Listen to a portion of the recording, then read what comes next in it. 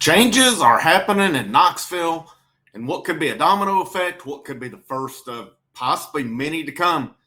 Josh Heupel has parted ways with Tim Banks as defensive coordinator at Tennessee. Hit that like, that share, that subscribe. Let's talk about what's going on here with this. Tim Banks is out. William Inge has been named the interim defensive coordinator for the Music City Bowl, but based on what I've read, that doesn't appear to be the long-term strategy on this. And there could be a quick replacement named in the process. That'll be interesting to see how it plays out. But, a lot of it after last season, of course, Tennessee's defense ranked one of the highest in the nation.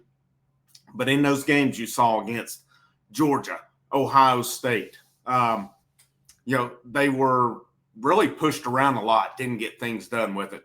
This year, the defense just from the get-go was real, just never got going. And it was one I thought would get better as the year went along. Yeah, let's look at the factors in all that. Yeah, Jermod McCoy being out for the year, Ricky Gibson, going out on like the first series of the year. That did not help matters any. But Colton Hood did a really good job at corner, and Ty Redmond got picked on early. He got better. He was getting a lot better as the year went along, especially toward the end of the year with it. But to me, the defensive line, yeah, the sacks were up. They did have turnovers, touchdowns this year. But in between that, it was just teams kind of had their way with them a lot of the time. And, again, injuries were a factor. There's no doubt about it because you had Jackson Moy out for points of time. David Hobbs didn't come back till, part of the way through the season. Arian Carter was hurt a lot of the season. I mentioned Jermod McCoy. I mentioned Ricky Gibson, among others. Of course, you had the Boo Carter drama going on the whole year as well. Yes, there were reasons the defense was probably off. Joshua Josephs was beat up some. Numerous guys were beat up along the way. But when I still looked at the defense, I'm like, man, I look across that defensive line, those defensive end positions. I was like, there's a lot of talent still on this team. And that linebacking position, I still think there's more there. I mean, I like that room a lot, and I like the guys who played. Arian Carter. I like Jeremiah Thielander. Yes, side to side, maybe he's not the fastest dude. He will flat out knock the piss out of you, though, and he can make those tackles. He'll make those. He probably hits harder than about anybody on the team. I like Thielander. I think he brings a lot to the table on it. I'm a big Edwin Spillman guy. I really liked what Jaden Pilati brought. We didn't even see much of Jaden Harmon, and I know coming into last season, based on his film, he was a guy that was excited about. And you add Braden Rouse to the fold, T.J. White, two really good linebackers. That room should be really good this year. To me, though, and I'm in the minority. Some of you guys can feel free to disagree with me on it. If there's anybody on that defensive staff that probably earned their money, to me, it was Willie Martinez. Because, again, I thought Colton Hood was pretty good. I thought Ty Redmond got better as the year went along. I thought Jalen McMurray did some good things at the star position. As far as those go, that's Willie Martinez's position. I know people like to hate on Willie Martinez, but I thought, if anything, his guys didn't do too bad. The safety play, though, was abysmal. It was abysmal. That was Tim Banks' position to go along with. To me, and I said it after the Vanderbilt game, you got to make a change there. I really didn't believe it would happen, but it happened today. Josh Heupel made the change. I will say this, thank you to Tim Banks. He was here for 5 years. He was a part of helping get this program turned around. Say what you want about what happened this year and other years with it as well. This year, to me, is the one that stood out, though, when you're ranked, 80-something in the nation, 90-something, based on yards, based on rankings. That's just not going to get the job done, and that prevented this team from really being a playoff team this year, in my opinion. And just some of the calls and stuff kind of baffled me too, especially the Georgia game, how they just let Ty Redmond, played 3 games, and they left him on an island the whole game, and Georgia took advantage of it. And Tim Banks never did a damn thing to help him out with calls in that game. And it ultimately, I think, led to them. The numerous factors led to that, but it's hard for me. Redmond was doing what he could on it. Another thing was tackling. Tackling was absolutely terrible on this team. And one of the things they say, and this may be from a Josh Heupel thing or whatever, but there's not enough hitting going on in practice. One of the worst tackling teams I've ever seen this year, and definitely not a physical team. And you guys know my opinion on strength and conditioning. I've seen differing opinions. People say, well, the way they practice causes that. No, the strength and conditioning program is the next part that needs to go. But I said early in the video, I said, could there be somebody ready to go? Pete, the main hot board I've looked at today and is Pete Nakos of On 3. VolQuest.com had one. Rocky Top Insider both had one. They had some differences on theirs. And then Pete Nakos On 3. I've probably, when I'm looking for things, and I know Hubs, Price, and those guys are phenomenal at VolQuest, what they cover. Shumpert, Rocky Top Insider, great at what he does on it. And they're getting what they can on it. In all these searches, all these portal stuff, who's been the go-to guy? And it's been Pete Nakos On 3. Pete Nakos put his hot board out tonight, and we'll be honest with you, it's pretty sick. And I mean that in a good, if you're not familiar with that term, that's a good thing on it.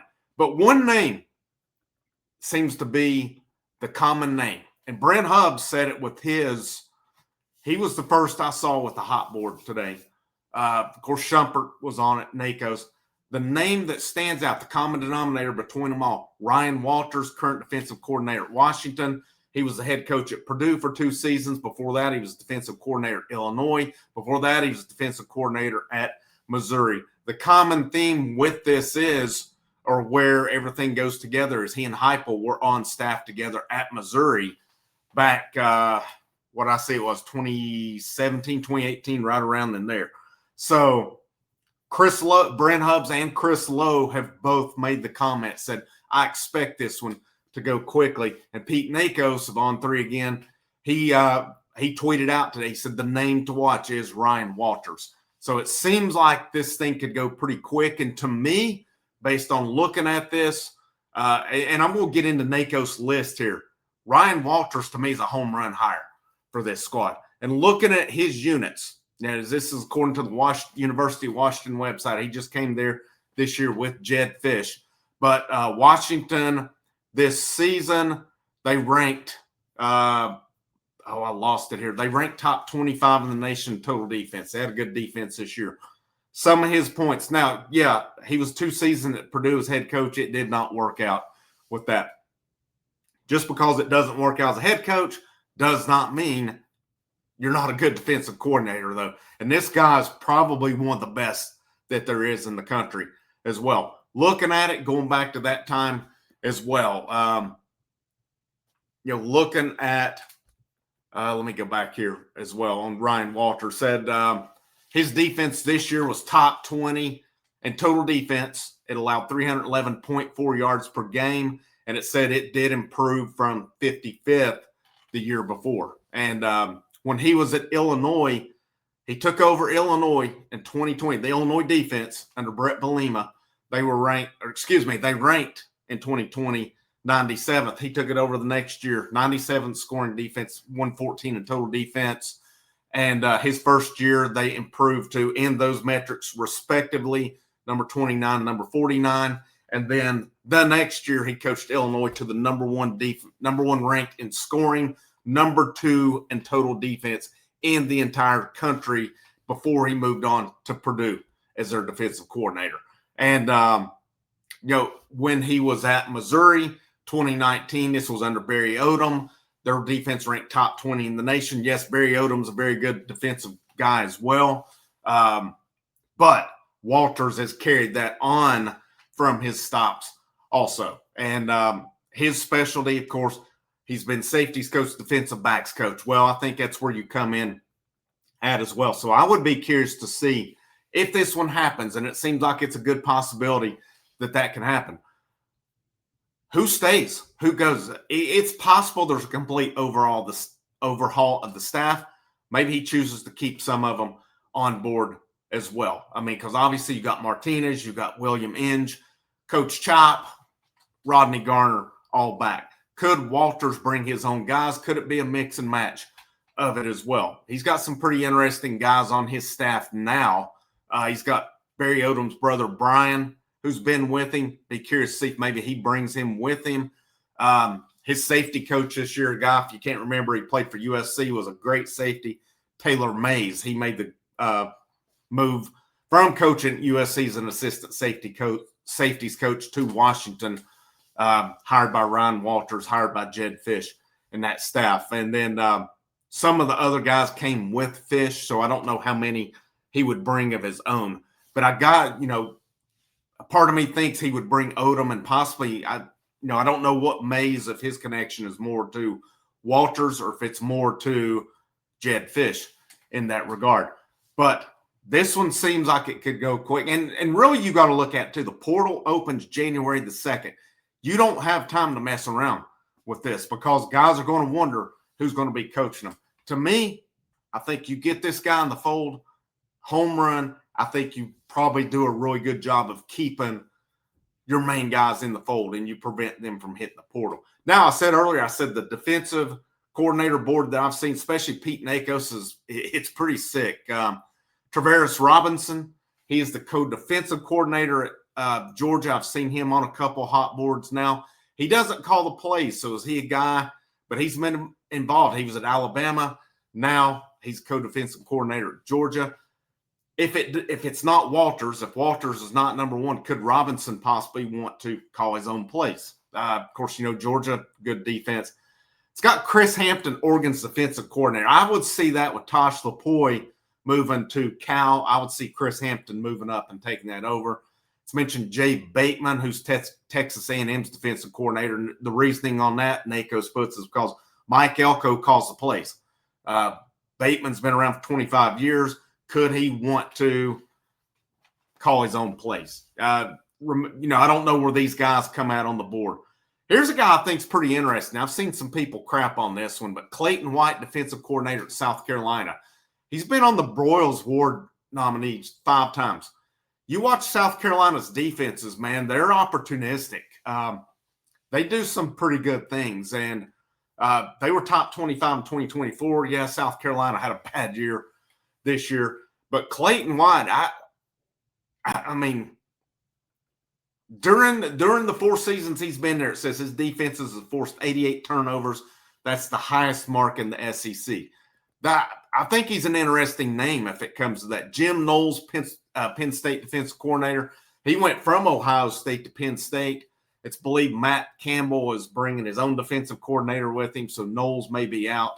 I see Tony White, Florida State's defensive coordinator, mentioned on it. I don't know that I'm big on that one, and then Corey Batoon, who's Missouri's defensive coordinator, says he's been there 1 year. Their defense and total defense jumped from 33rd to 17th, scoring 25th to 20th this year, and then number 10 in total defense. So to me, the last time we had a defensive coordinator search, it went a lot of ways until Josh Heupel ended up with Tim Banks. This time, I think this is going to be a quick one, and there's some really good names on it as well. And another name I seen mentioned too is Will Muschamp. He is an analyst at Georgia now. But, I mean, if you got Will Muschamp, he's a good one too. I like Walters. I kind of like Robinson from Georgia, and I like Clayton White. I would put those as my top 3 right now. Batoon from Missouri would be a good one too. I've seen him mentioned on numerous hot boards. Josh Heupel's going to do well with this hire.